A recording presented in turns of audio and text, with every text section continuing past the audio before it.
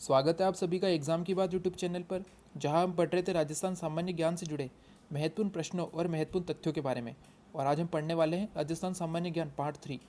तो वे सभी स्टूडेंट जो आज चैनल पर नए हैं वो एक बार पार्ट 1 और पार्ट 2 ज़रूर देखें। साथ ही आज के वीडियो में आए महत्वपूर्ण प्रश्नों और महत्वपूर्ण तथ्यों की PDF आप इस वीडियो के डिस्क्रिप्शन बॉक्स से प्राप्त कर सकते हैं। तो चलिए शुरू करते हैं।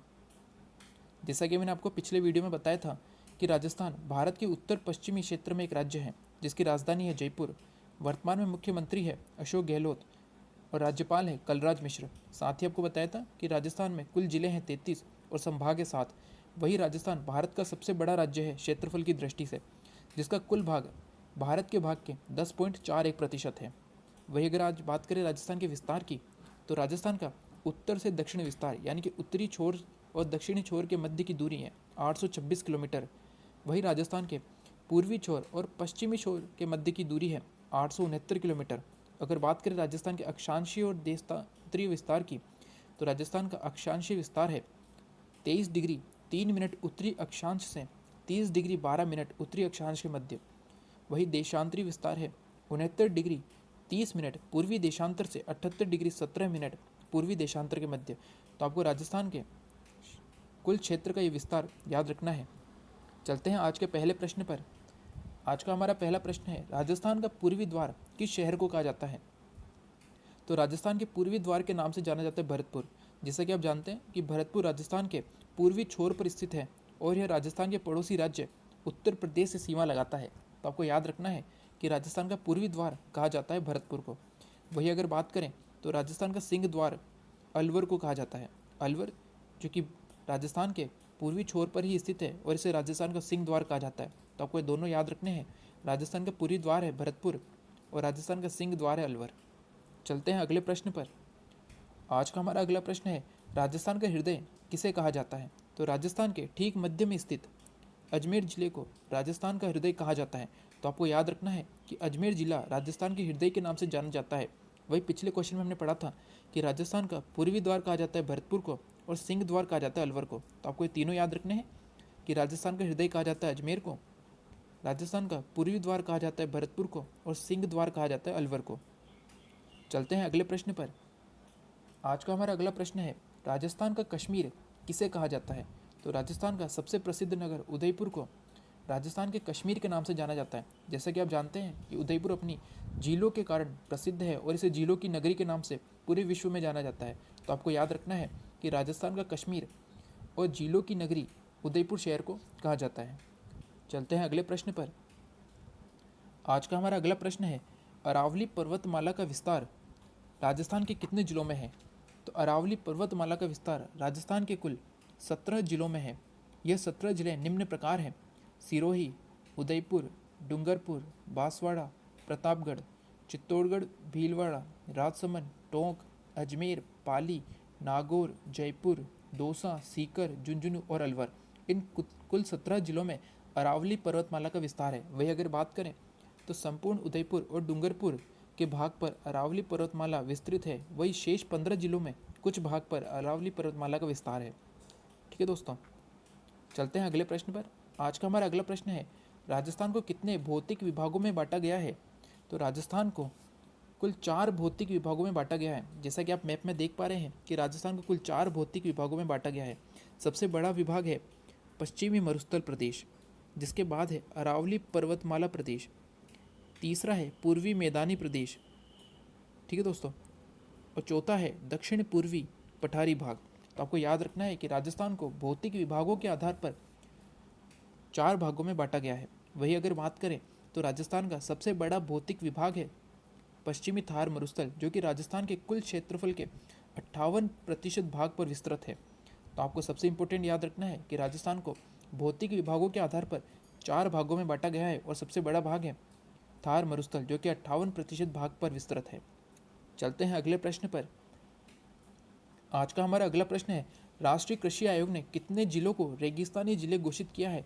तो राष्ट्रीय कृषि आयोग द्वारा उन जिलों को घोषित किया गया है जहां पर थार मरुस्थल विद्यमान है और जहां पर कृषि योग्य भूमि बहुत ही कम है। इसलिए राष्ट्रीय कृषि आयोग ने राजस्थान के कुल 12 जिलों को रेगिस्तानी जिलों के नाम से घोषित कर दिया है। अगर बात करें इन 12 जिलों की, तो ये 12 जिले निम्न प्रकार हैं। सबसे पहले श्रीगंगानगर, हनुमानगढ़, चूरू, झुंझुनू, सीकर, बीकानेर, नागौर, जैसलमेर, जोधपुर, पाली, बाड़मेर और जालोर, यानी कि 12 जिले राष्ट्रीय कृषि आयोग द्वारा रेगिस्तानी जिलों के नाम से घोषित किए गए हैं। तो आपको याद रखना है इन जिलों की कुल संख्या है 12 और ये हैं वो 12 जिले जो कि पश्चिम में स्थित हैं और ये थार मरुस्थल के भाग पर स्थित है। ठीक है दोस्तों, तो आपको ये 12 जिले ना याद रखने हैं। वही हमने पिछले क्वेश्चन में पढ़ा था कि अरावली पर्वतमाला कुल 17 जिलों में विस्तृत है। तो मैं आपको इन 17 जिलों के नाम बता देता हूँ। ये 17 जिले निम्न प्रकार हैं, जैसे कि सिरोही, उदयपुर, डूंगरपुर, बांसवाड़ा, प्रतापगढ़, चित्तौड़गढ़, भीलवाड़ा, अजमेर, टोंक, राजसमंद, पाली, जयपुर, दौसा, सीकर, झुंझुनू और अलवर। ये कुल 17 जिले हैं जिनमें कि अरावली पर्वतमाला का विस्तार है। चलते हैं अगले प्रश्न पर। आज का हमारा अगला प्रश्न है, निम्न में से कौन सा थार मरुस्थल के बारे में सत्य कथन है? तो इन चारों में से दूसरा कथन जिसमें लिखा है सर्वाधिक जनसंख्या वाला मरुस्थल, यह कथन थार मरुस्थल के बारे में सत्य है। वही अगर बात करें तो विश्व का सबसे बड़ा मरुस्थल है अफ्रीका में स्थित सहारा मरुस्थल। तो आपको याद रखना है कि थार मरुस्थल के बारे में सत्य कथन है सर्वाधिक जनसंख्या वाला मरुस्थल। वही अगर बात करें तो सबसे अधिक जैव विविधताओं वाला मरुस्थल भी भारत में स्थित थार मरुस्थल है। ठीक है दोस्तों, तो आपको याद रखना है कि सर्वाधिक जनसंख्या वाला मरुस्थल यानी विश्व में स्थित सभी मरुस्थलों में से सर्वाधिक जनसंख्या निवास करती है राजस्थान के थार मरुस्थल पर।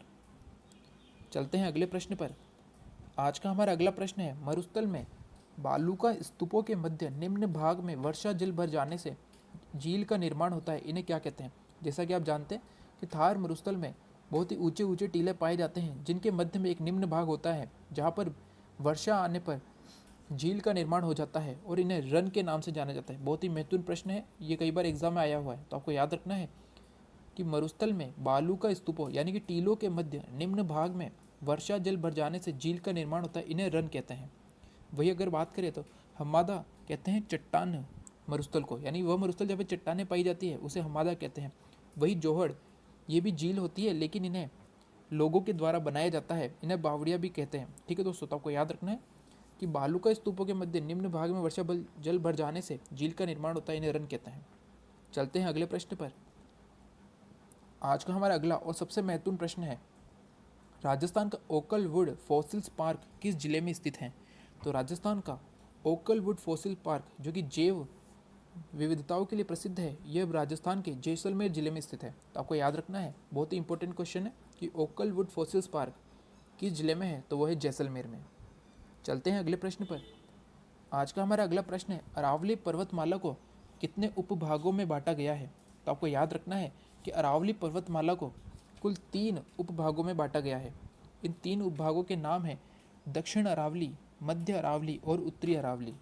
ठीक है दोस्तों, जैसे कि आप जानते हैं कि अरावली पर्वतमाला राजस्थान को 2 भागों में बांटती है और ये कुल 3 उपभागों में बांटी गई है जिनके नाम निम्न प्रकार हैं दक्षिण अरावली, मध्य अरावली और उत्तरी अरावली। तो सबसे इंपॉर्टेंट याद रखना है कि अरावली पर्वतमाला को 3 उपभागों में बांटा गया है। चलते हैं अगले प्रश्न पर। आज का हमारा अगला प्रश्न है, 56 की पहाड़ियाँ किस जिले में स्थित है? तो 56 की पहाड़ियाँ और नाकोड़ा पर्वत ये दोनों एक ही भाग है जो कि राजस्थान के बाड़मेर जिले में स्थित है। तो आपको बहुत ही इंपॉर्टेंट याद रखना है कि 56 की पहाड़ियाँ किस जिले में है? तो वह है बाड़मेर में। साथ ही नाकोड़ा पर्वत यह भी बाड़मेर में स्थित है।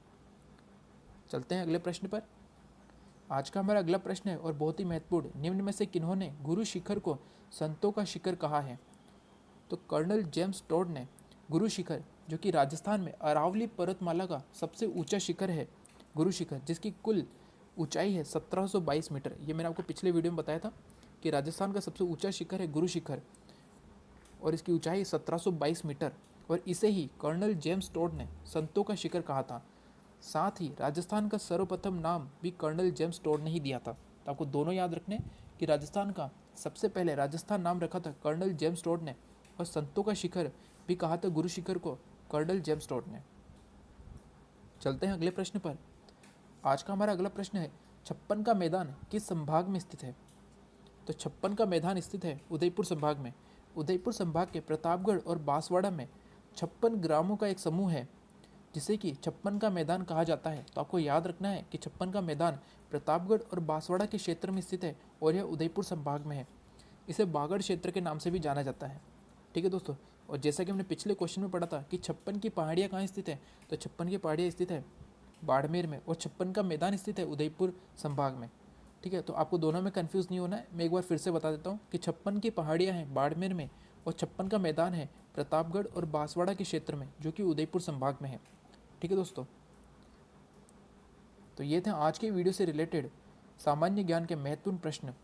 ठीक है, और अगर आज का वीडियो अच्छा लगे, उपयोगी लगे, तो सब्सक्राइब करना न भूलें। साथ ही बेल आइकन ज़रूर दबाएं, जिससे कि आने वाले वीडियो की तुरंत जानकारी आपको मिल सके।